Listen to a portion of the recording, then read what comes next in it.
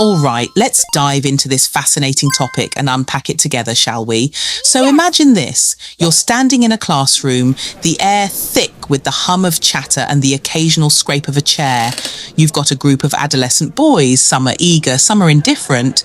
And then there's a smaller subset with CU traits. That's callous-unemotional traits. For anyone unfamiliar, these are the kids who, well, they're not just a bit cheeky or rebellious. They're operating on a completely different wavelength when it comes to emotions, authority, and social cues.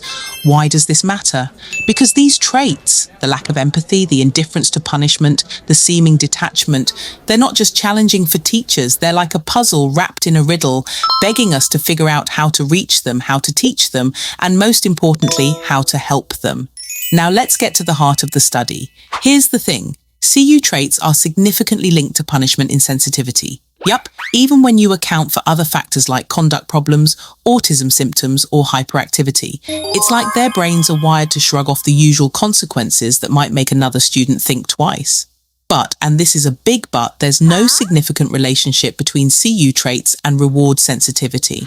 So if you're thinking, oh, maybe we just need to dangle a carrot instead of the stick, it's not that simple. Rewards don't always land either.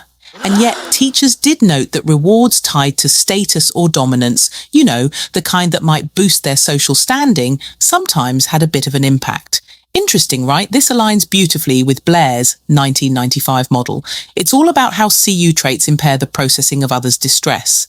They're not picking up on those emotional cues that most of us would instinctively respond to. This leads to reduced associative learning, which basically means the connection between action and consequence doesn't quite click for them. Hence, the low punishment sensitivity. It's also a nod to the DSM-5 specifier for conduct disorder with limited prosocial emotions. So clinically speaking, this research is spot on.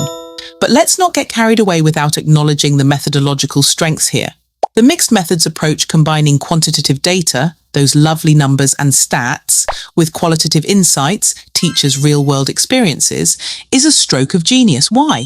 Because it gives us a richer, more nuanced picture. It's not just about what the data says, it's about how it plays out in real classrooms. Plus, the multi-informant design, getting input from both teachers and students, adds another layer of reliability. And let's not forget, they controlled for confounding variables like autism symptoms and hyperactivity. That's like cleaning your glasses before trying to read. It sharpens the focus, but here's where it gets a bit sticky. The limitations: a sample size of 39 boys.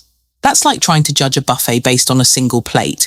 It's just not enough to generalize broadly. And the all-male single school sample, well, that raises questions about gender and cultural